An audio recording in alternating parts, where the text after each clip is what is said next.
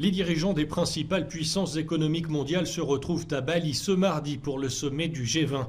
Après près de 3 années perturbées par la pandémie de Covid-19, ce rendez-vous est très important pour recréer du lien, selon cette spécialiste des relations internationales. C'est la première fois qu'on a un vrai sommet du G20, c'est-à-dire qu'on est revenu sur les déplacements de chefs d'État qui vont se voir pour de vrai.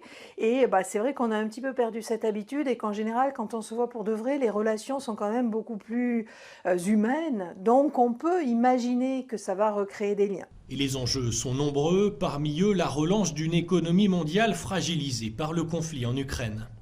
Aujourd'hui, dans tous les pays du monde, on est dans une situation économique où il y a de l'inflation et il y a une menace de récession, voire des pays qui sont déjà entrés en récession, en tout cas des économies qui ralentissent.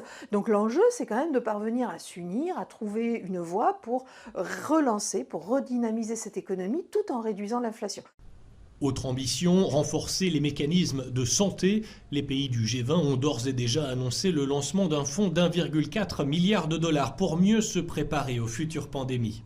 Le gros sujet dans cette lutte sur les pandémies mondiales, qui est d'ailleurs un sujet santé plus largement, c'est la question des propriétés de droits intellectuels sur les médicaments, sur les vaccins, les propriétés intellectuelles ou industrielles. Et la question est de savoir si, dans des situations de pandémie, là encore, on coopère. Alors on coopère dans la réponse, dans la réaction. Est-ce qu'on s'échange des masques? Est-ce qu'on s'accompagne? Est-ce qu'on s'aide? Ça, je crois qu'on a déjà pas mal avancé. On a tiré un certain nombre de leçons de la pandémie de Covid-19. Il y a quand même eu une véritable solidarité qui s'est installée sur la planète. Dans les échanges de masques, la Chine a livré un certain nombre de pays partout dans le monde.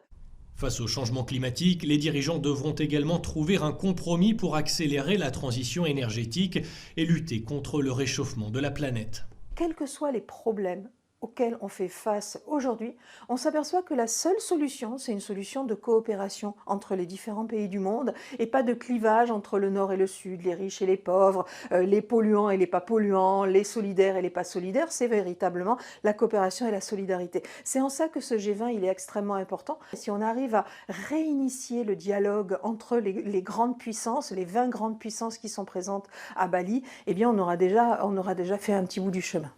Avancer main dans la main, c'est l'objectif de ce sommet du G20 et la responsabilité qui incombe aux grandes puissances. Les présidents chinois et américains ont montré l'exemple. Après leur poignée de main, Xi Jinping s'est dit prêt à un dialogue sincère avec Joe Biden sur les questions stratégiques.